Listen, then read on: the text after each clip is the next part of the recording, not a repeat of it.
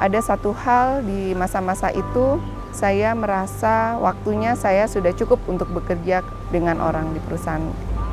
Tapi sebulan sebelum keputusan saya untuk berhenti bekerja tersebut, tiba-tiba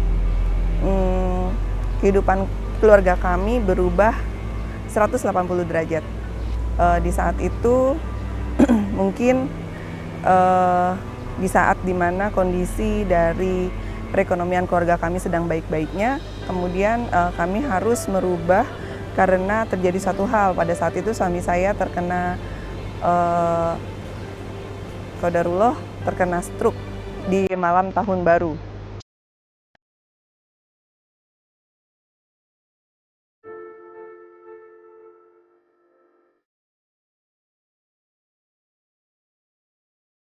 Assalamualaikum warahmatullahi wabarakatuh. Saya Junita Bahari Nonci, biasa dipanggil Nita. Saat ini saya sedang berada di Hotel Mambruk, sedang ada kegiatan kebetulan.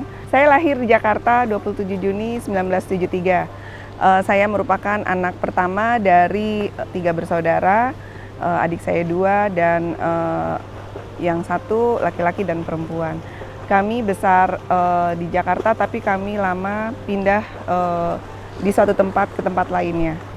Saya anak dari seorang ayah yang luar biasa. Bapak saya dulunya adalah seorang pelaut. Nenekku seorang pelaut, seperti itu. Tapi orang tua saya sebenarnya tidak lama mereka berlayar di lautan. Mama saya adalah seorang asisten apoteker.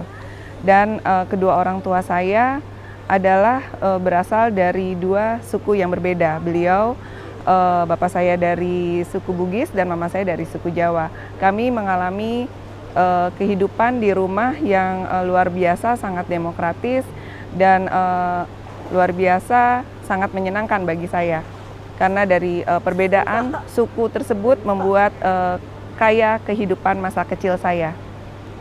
Masa kecil saya begitu, bisa dibilang menurut orang begitu membahagiakan untuk anak kecil di masa tersebut. Pada saat itu saya seringkali diberikan beberapa pengalaman yang diberikan kepercayaan dari kedua orang tua saya sejak kecil untuk saya bisa bagaimana menghadapi dunia, menghadapi permasalahan-permasalahan yang ada. Mereka memberikan kepercayaan bagi saya untuk memutuskan sesuatu hal sejak kami di usia dini. Masa muda saya dipenuhi oleh banyak sekali kegiatan pada saat itu. Tapi saya selalu berpikir bagaimana caranya saya bisa berguna untuk banyak orang. Nah, di masa-masa saya sekolah menengah atas, kebetulan karena saya dulu suka mendesain, saya suka menggambar dan sebagainya. Saya pernah mengikuti sebuah lomba desain. Saya mengikuti sebuah lomba fashion design dan kebetulan saya memenangkan salah satu lomba mulai dari tingkat di kabupaten sampai tingkat selanjutnya. Dan alhamdulillah dari hasil mengikuti kegiatan lomba desain tersebut saya mendapatkan sedikit penghargaan, baik itu berupa penghargaan berupa piala dan juga berupa materi. Dari berupa penghargaan materi tersebut, akhirnya saya ada sedikit cross sharing dan kemudian kami bisa sharing dengan beberapa teman untuk usaha semacam tersebut. Jadi kami dimulai SMA dengan beberapa dengan ada juga dari keluarga juga. Kita akhirnya bisa membuat beberapa desain baju yang juga dijual belikan dan juga kita beberapa kali mengadakan semacam fashion show di sana.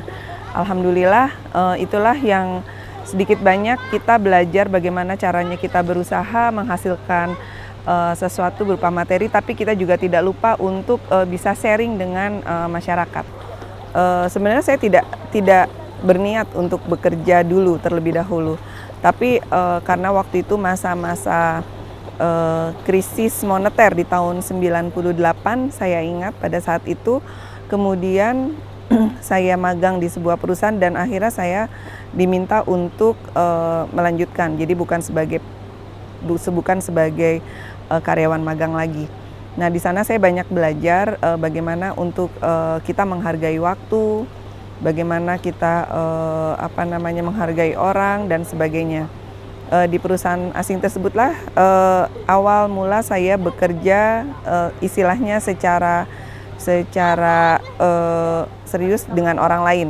Biasanya saya memang melakukan pekerjaan swasta.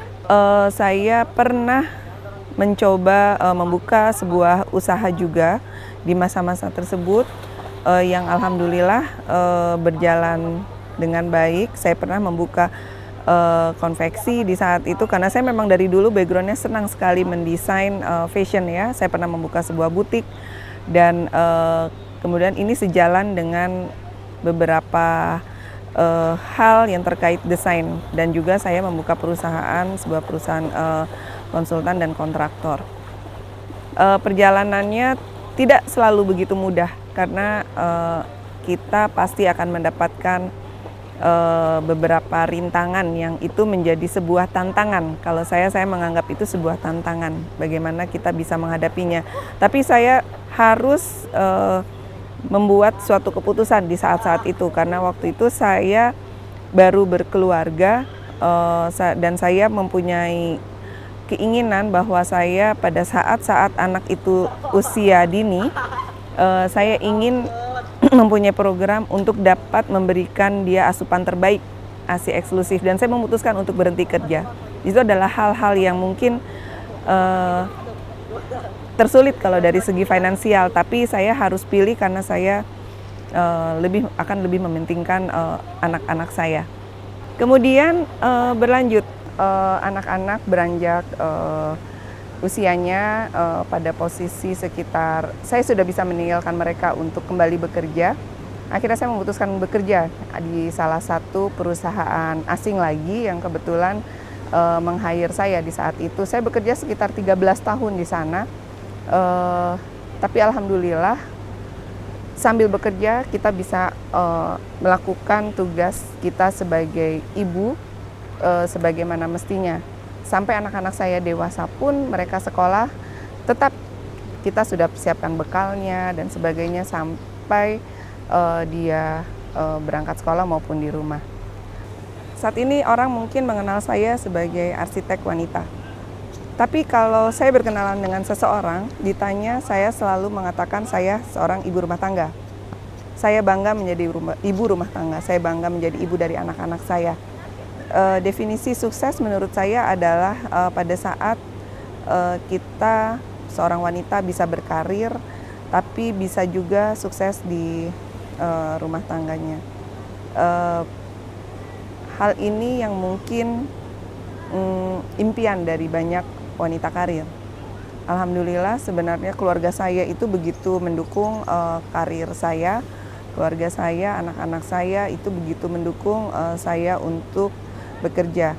Walaupun pada 5 tahun sebelum yang tadi saya ceritakan, saya punya impian untuk membuka sebuah usaha sendiri yang mana saya bisa tetap fokus ke anak-anak saya.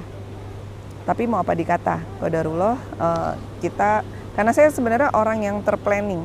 Saya itu sejak awal orang yang selalu mempunyai plan A, B, dan C. Jika plan A saya lolos, tidak begitu. Ini saya punya plan B, punya plan cadangan. Akhirnya pada saat